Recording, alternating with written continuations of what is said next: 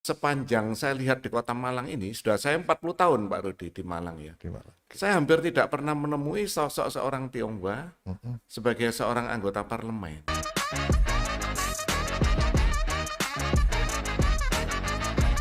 Ngobrol-ngobrol, ujuk-ujuk.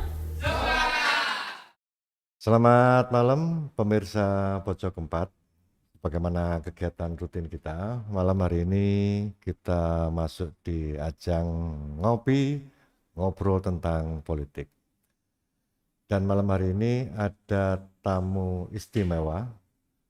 Beliau adalah calon legislatif Partai Golkar yang kebetulan ditugaskan oleh partai di Dapil 2 Kecamatan Blimbing. Beliau adalah Bapak Agus Endra Suharno. Selamat malam Pak Agus. Selamat malam Pak Rudi yang ganteng. Oh, Salam satu jiwa. Rema. Pak Agus luar biasa malam hari Ya. ini. Kelihatan segar, ganteng, karena harus menemui teman-teman pemirsa semua. Wah, Oke, mantap. mantap. Pak Agus ngobrol-ngobrol Oke, Pak Rudi. tentang pencalekan jenengan Ya. Partai Golkar Siap, untuk Dapil Blimbing. ya.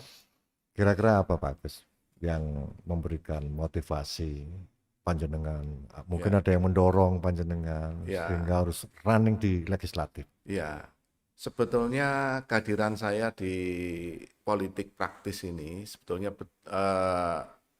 karena dorongan Pak Ketua kita. Waktu saya pertama kali ketemu, beliau sempat menyampaikan Pak Rudi, berarti Pak, jadikan Golkar ini Indonesia kecil. Indonesia kecil. Ya, betul. Di mana di Indonesia kan ada beragam suku dan beragam agama.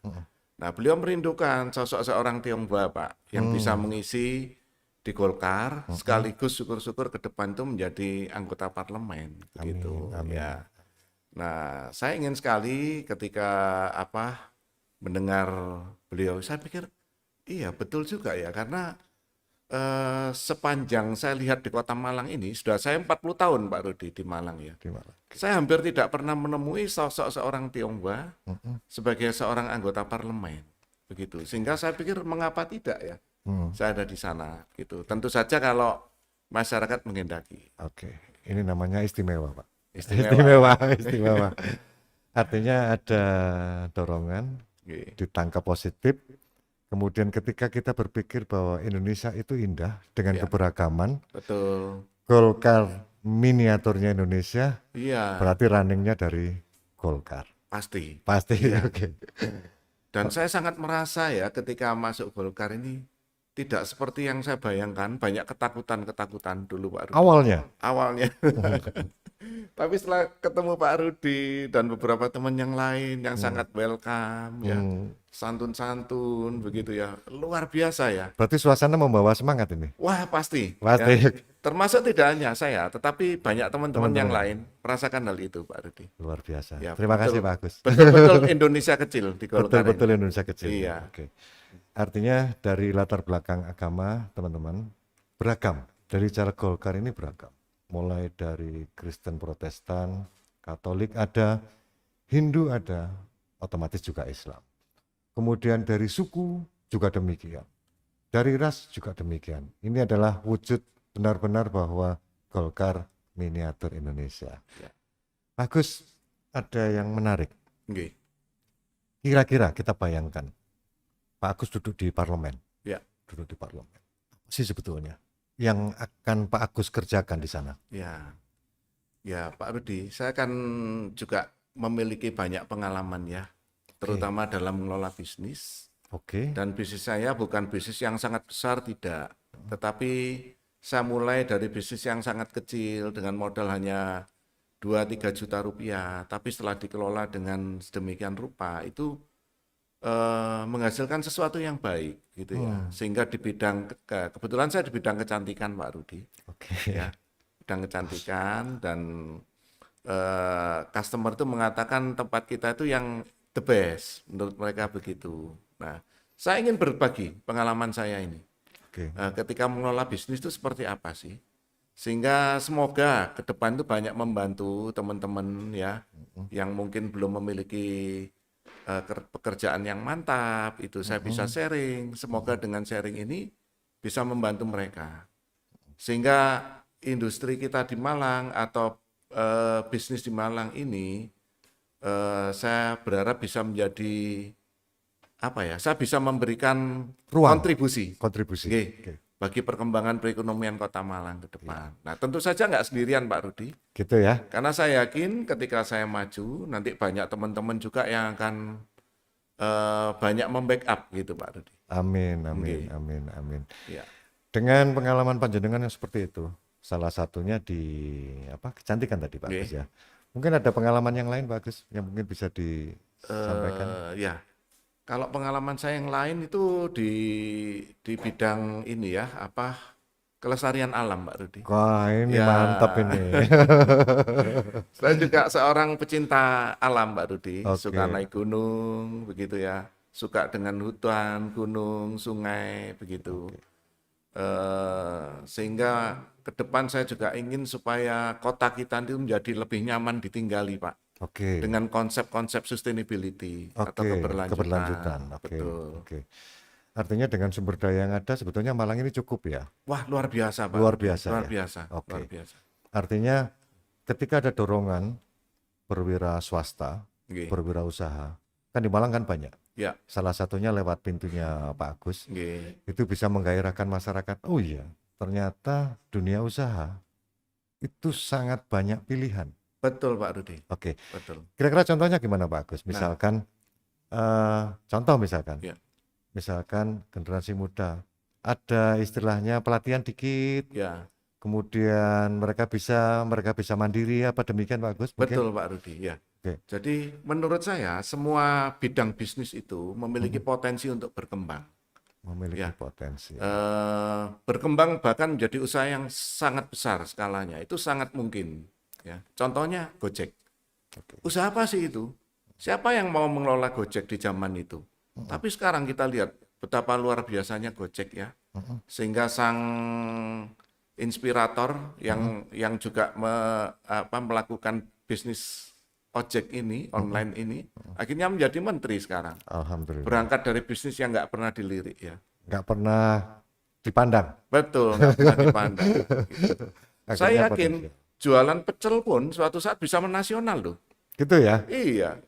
Bahkan kita mungkin ya suatu saat bisa buka makanan pecel itu di negara-negara tetangga, Pak Rudi. Oh gitu. Ya, asal bagaimana kita mengelolanya. Oke. Kan begitu. Terkait dengan legislatif, kan di sana ada fungsi pengawasan, Oke. kemudian fungsi budgeting, Ya. penganggaran, kemudian ada pengesahan undang-undang dan seterusnya. Ya. Artinya ruang-ruang ini, ruang-ruang untuk berusaha, Pak Agus kan bisa berperan langsung.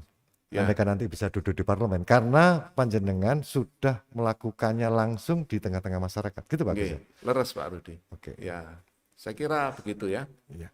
Ya, memang sebagai seorang legislator ya, kita harus banyak turun ke masyarakat ya, turut mengamati eksekusi dari apa yang sudah direncanakan, menampung aspirasi, membuat legislasi, begitu ya.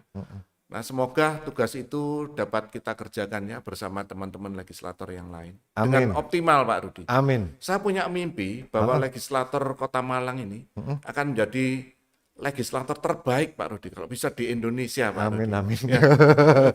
Semangat ini yang memang harus Ya. kita tularkan Pak. Betul Pak. Sehingga tanggung jawab ketika diamanai masyarakat, dipercaya masyarakat, iya kita sejahterakan masyarakat Betul. dengan tugas-tugas kita Iya. yang kita emban bersama pemerintah otomatis dengan eksekutif, Iya. kan gitu ya. Betul. Karena posisi kan nanti di mana Nggih. legislatif. Betul, menjadi legislator yang temenan begitu ya. Temenan Untuk gitu ya. mengabdi ke masyarakat. Oh gitu ya. Oke. Oke pemirsa, ada beberapa hal yang terakhir mau saya tanyakan kepada beliau terkait dengan Malang. Oke. Kota Malang, karena kita ada di Kota Malang. Menurut pandangan Pak Agus, Kota Malang ini dengan kondisi hari ini, ketika nanti panjenengan duduk di parlemen, Ya. apa yang akan dikerjakan awal? Oh, ternyata Malang ini butuh ini yang belum selesai. Iya. Apa kira-kira Pak Agus? Sekarang kita lihat ya, Kota Malang ini kan sangat macet Pak Rudi ya. Di jam-jam kerja maupun di jam pulang kerja begitu ya. Apakah memungkinkan suatu saat bahwa Kota Malang ini akan bekerja sama dengan kabupaten Pak Oke. untuk membentuk institusi-institusi bisnis ya, Sehingga masyarakat di kabupaten nggak perlu kerja di Kota Malang, tapi kerja aja di kabupaten. Dan perusahaan-perusahaan kita juga akan ada di kabupaten, Pak. Itu pun akan mengurangi kemacetan, saya kira. Artinya mengurangi pergerakan ya. Betul. Jadi mungkin cukup pakai teknologi Ya, atau mendekatkan dengan sumber daya alam, kan betul, begitu ya. nggih. Untuk lokasi-lokasi prosesnya kan gitu ya. Betul, Pak. Mantap ini. Nah, dan rekan-rekan pengusaha itu kan bisa ya diajak ya untuk buka cabang di sana. Asal memang investasi yang mereka tanam itu tidak hilang. Yang pertama itu. Berarti ada jaminan loh, Betul, Pak. Nah, keamanan investasi. betul. Nah, semoga dengan hadirnya saya, andai kata terpilih menjadi seorang legislator, Amin, ini amin. bisa membuat teman-teman itu lebih percaya kepada kita, Pak, sebagai legislator, begitu ya, untuk mempertemukan dengan pengusaha-pengusaha yang lain di kabupaten. Alhamdulillah. Mungkin begitu. Itu salah satu, Pak Rudi. Cita-cita ya, harapan ya? Harapan, Oke. Pak Rudi. Kayaknya 10 menit ini kurang, Pak Rudi. Oh, kayaknya kurang. Pemirsa, sebelum kita closing bersama salah satu tokoh yang cukup menarik, ada beberapa hal yang memang harus dibedah. Tapi ada beberapa keterbatasan di ruang ngobrol santai tentang politik kopi ini. Ada beberapa hal yang akan disampaikan Pak Agus, pesan-pesan kepada masyarakat Malang, terutama yang mungkin berlatar belakang sama dengan Pak Agus, atau mungkin secara umum. Kami persilakan Pak Agus pesan-pesan untuk masyarakat Malang. Siap, ya. Saya berharap kepada masyarakat Kota Malang, ayo menyampaikan aspirasi kepada kita ya sebagai orang-orang yang di partai, Pak, ya, dipercaya di partai, sehingga dengan menyalurkan aspirasi itu tentu akan membangun Kota Malang bersama, Pak Rudi. Bersama ya. Bersama-sama dengan anggota masyarakat, gitu ya. Tapi selama ini kan kita lihat banyak anggota masyarakat itu segan untuk bertemu dengan anggota-anggota partai atau bertemu dengan anggota parlemen, begitu ya. Nah, Segan, takut atau apa, Pak?